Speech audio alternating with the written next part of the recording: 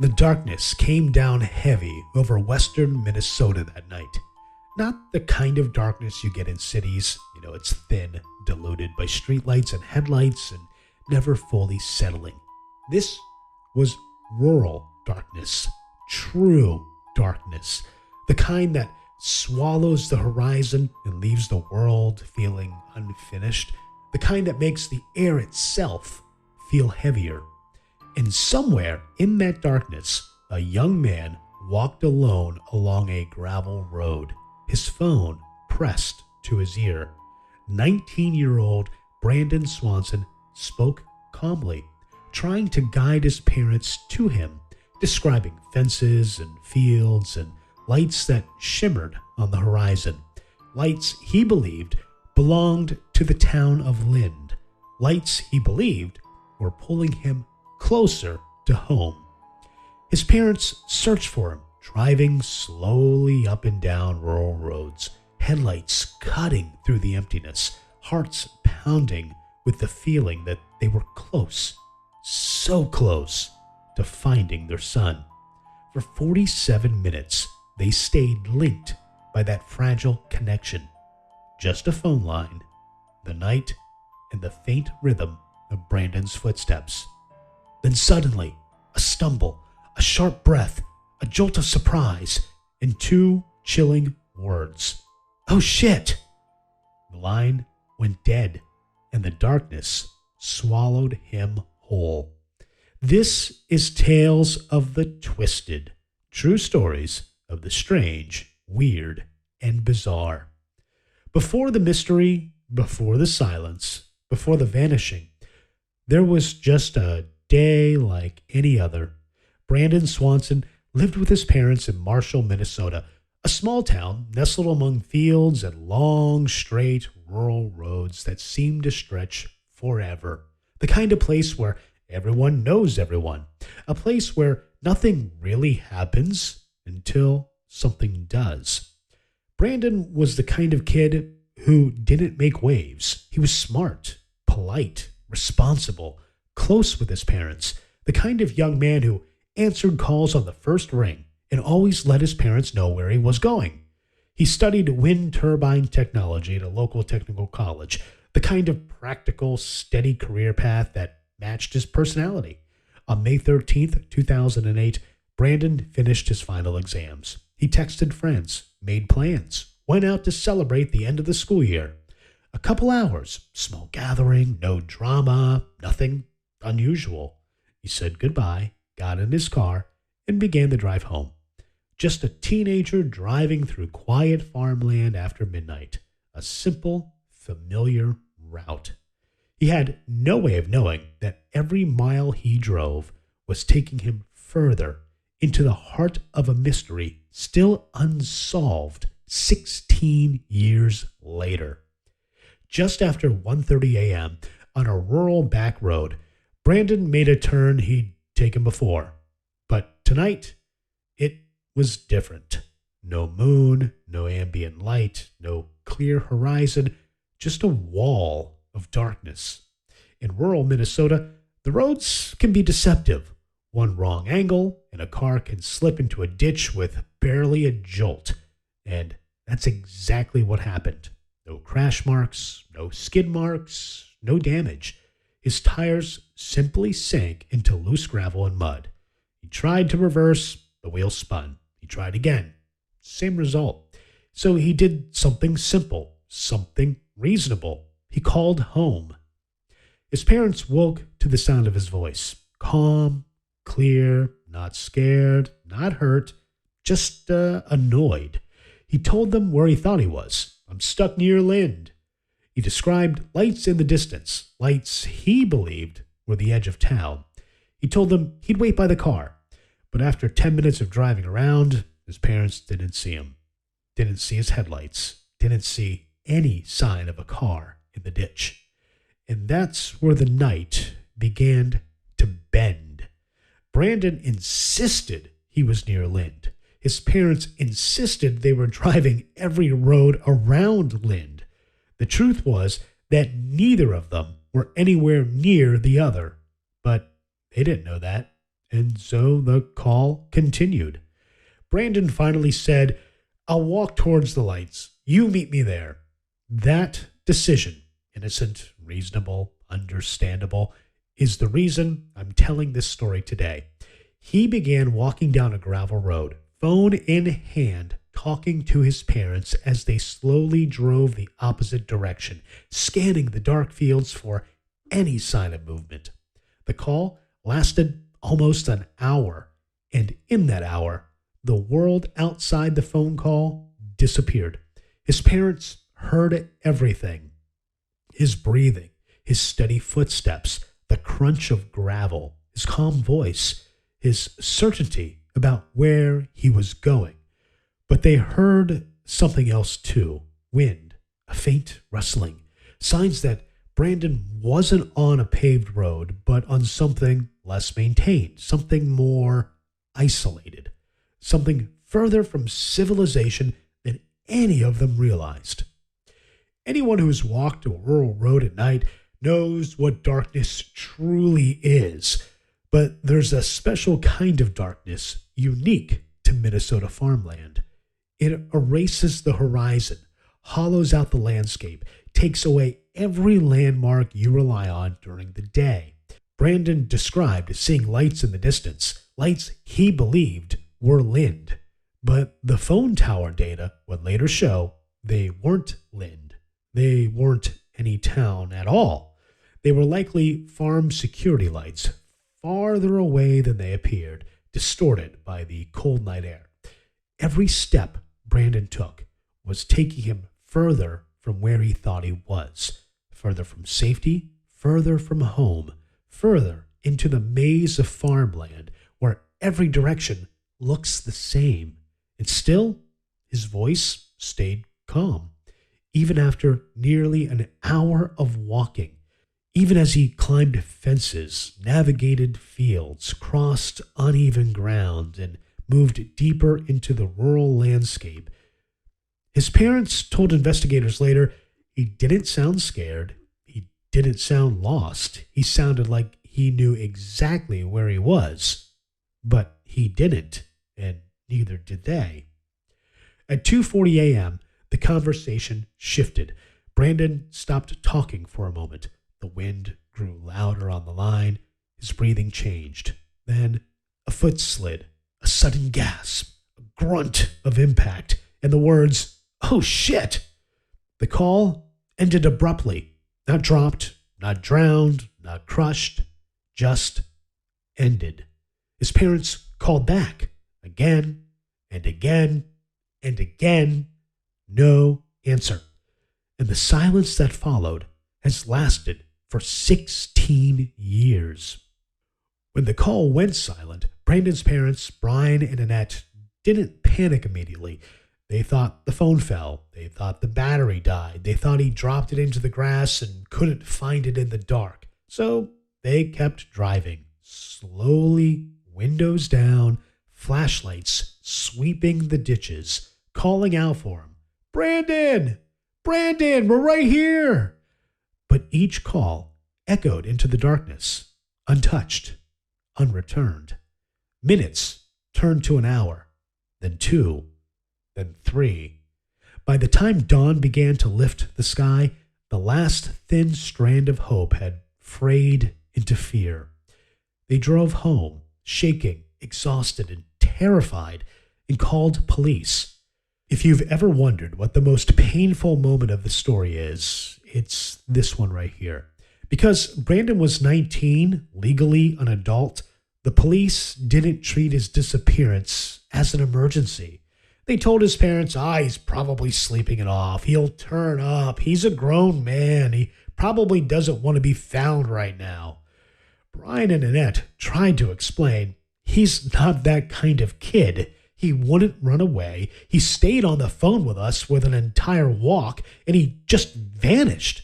But it didn't matter. They were told to wait. And so, for hours, they sat with a silence that didn't make sense, a silence that shouldn't have existed, a silence that meant something was terribly wrong. It would be 7 hours before authorities officially joined the search. 7 hours. Brandon never should have been alone. At 12:30 p.m., deputies located Brandon's car, not inland, not anywhere near where Brandon believed he was. Instead, his car sat in a ditch near Taunton, Minnesota, 25 miles from where his parents had searched. The car wasn't damaged, the grass wasn't disturbed, and the ground wasn't torn up. It looked like a car that had simply slid off the road and come to rest peacefully in soft soil. And that's what made it so chilling, because Brandon had walked away calmly, because he believed he could walk home, because nothing about the car indicated danger, and because it meant the entire 47-minute call was based on a mistaken sense of direction. He wasn't where he thought he was, and his parents weren't anywhere near him. They had never been close, not even once. Bloodhounds were brought in. Search teams lined up in grids, and for the first time since Brandon vanished, there was a direction, a scent, a path. The dogs followed his trail from the car, along a gravel road, through a patch of dirt and tall grass, past a wire fence, and toward a slope.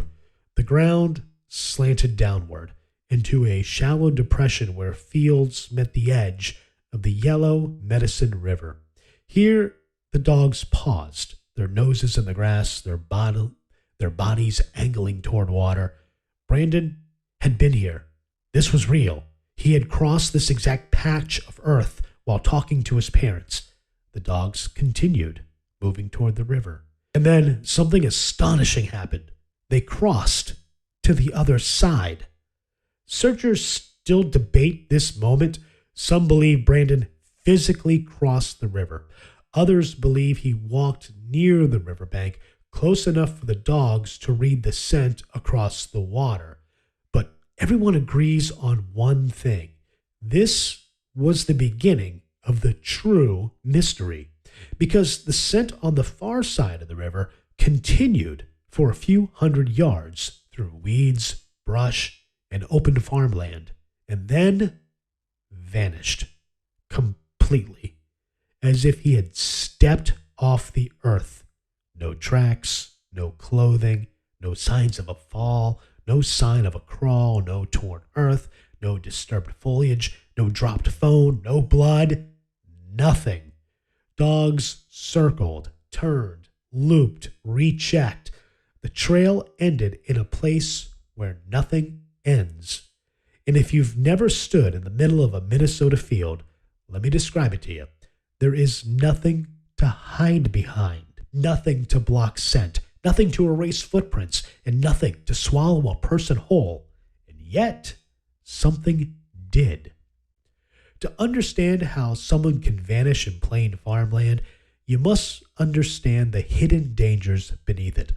In this part of Minnesota, there are abandoned wells, old cisterns, slurry pits, root cellars, sinkholes. You get the idea. Many of these hazards are covered by grass, partially buried. They look like flat ground, visible at night, and some are even forgotten by the current landowners. A person can step onto what looks like solid earth and drop 10 feet through rotted wood.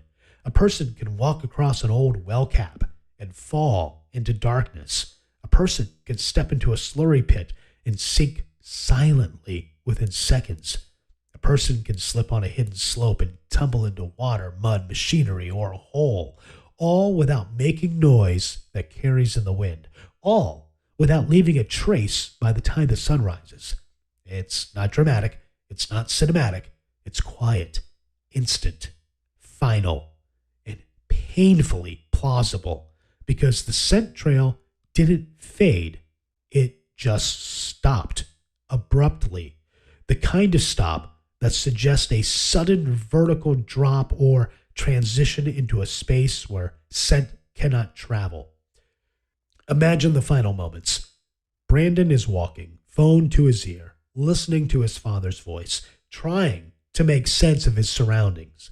He sees lights on the horizon, the lights he believes belong to a town. He's exhausted, cold, confused, mentally unraveling from sensory deprivation. He climbs a fence. He stumbles down a hill. He crosses the damp ground near the river. He keeps heading toward the lights that never get closer. He climbs another slight incline. The dogs later track every inch of this. Then, somewhere in that open field, the earth changes beneath his foot. A shift, a hole, a weak point, a depression, something unexpected, something startling. He loses balance, inhales sharply, grunts, "Oh shit!" and the line goes dead. Somewhere beyond that point, in the dark, in the wind, in a stretch of farmland no one can perfectly map, Brandon disappears. Search crews poured into the area surrounding Taunton. Local deputies, firefighters, volunteers, friends, and strangers. People brought trucks, ATVs, horses, drones, thermal imaging devices, dogs, any tool that might help find a young man who had simply walked into the night and never walked back out. But from the beginning, the land fought against them. Minnesota farmland shifts. It kind of breathes. The ground rewrites itself every season. Tall grass in the spring, corn in the summer, snow in the winter. Every year, it becomes a different landscape, a landscape capable of swallowing anything and keeping it. If you've never walked farmland like this, you might imagine soft earth and clear paths. But the truth is, it's full of traps. Not intentional traps, just natural ones, historical ones, ones left behind by generations of farming. Searchers cataloged everything they could: shallow creek beds, holes made by erosion, collapsed underground chambers, abandoned well shafts, and so on. Any one of these could take a person down with no warning. And at night, they're invisible. A young man could step into one and vanish silently, leaving no trace by morning. And that's the hardest part of the story. There is nothing poetic or cinematic about accidents like these. They happen fast, quietly, without a witness. Just a foot in a wrong place, a shift of weight, a collapse, and the world closes over you. 16 years later, investigators rarely speak publicly about the Brandon Swanson case. But when they do, they choose their words carefully. They say, "We don't believe Brandon was the victim of foul play. We don't believe he drowned. We don't believe he walked away intentionally." They say, "We believe he suffered an accident, a fall into a location we haven't found, places where the scent stops abruptly, places where sonar can't penetrate, places where vegetation covers everything by sunrise, places where a body may never surface, places too numerous for searchers to inspect one by one, places the land has reclaimed." Every spring, when the snow melts and the rivers run swollen and brown, Brian and Annette Swanson return to the fields. They walk the same routes the dogs traced years earlier. They carry sticks, flipping over brush and debris. They talk quietly, and they look, always looking, for a shoe, for a phone, for a stitch of clothing, for anything that belonged to their son. 16 years of searching. 16 years of birthdays and holidays passed with an empty chair. 16 years of wondering what was waiting on the other end of that phone call. 16 years of imagining every possibility, every direction, every hazard, every step. 16 years of grief that never found a place to land. Brandon's mother once said, "It's not the not knowing, it's the never knowing." If there's any light in this story, it's this. Brandon's disappearance changed the law. Before his case, police could refuse to search for missing adults because adults have rights to disappear. Brandon's parents fought that mindset and won. In 2009, Minnesota passed Brandon's Law, which requires immediate police response to any missing adult case, mandatory risk assessment, no waiting period, full cooperation between agencies, and activation of all available resources without delay. Because if authorities had taken the call seriously, if the search had started immediately, if the delay had never happened, maybe things would have been different. Brandon's Law ensures no one else pays that price. His legacy is written in the protection it now gives others. Many theories of his final moments exist. Many explanations have been debated, but the truth is far simpler and far more tragic. The call ended because something startled him, a fall, a slip, a sudden change beneath his feet. Something unexpected, something quiet, something final. He wasn't scared. He wasn't running. He wasn't hiding. He was confused about danger. He didn't even have time to be afraid. Just two final words. Oh, shit. A young man surprised by whatever came next, whatever took him away from the world, in the breath between one step and the next, and then silence. A silence that has lasted for over a decade. A silence that still hangs over fields that look ordinary in daylight but hide their secrets in the dark. Brandon's story lingers because it's simple and terrifying and very real. It's the nightmare that doesn't need a monster, it doesn't need a villain, and it doesn't need a conspiracy. It's the kind of story where the world itself becomes the threat. The kind of story that reminds us that sometimes the most frightening mysteries are the ones rooted in reality, the ones that feel familiar, possible, and heartbreakingly human. Brandon didn't vanish into thin air. He vanished into a night that was too dark, too quiet, and full of too many hidden places. And some of those places never give anything back. This has been Tales of the Twisted, true stories of the strange, weird, bizarre. If this story stayed with you, if it unsettled you, if you found yourself imagining that long walk into the dark, follow the show. Please rate it, share it, and support the stories that remind us how easily ordinary life can slip into the unknown. Join me next time for another true story that twists its way into darkness.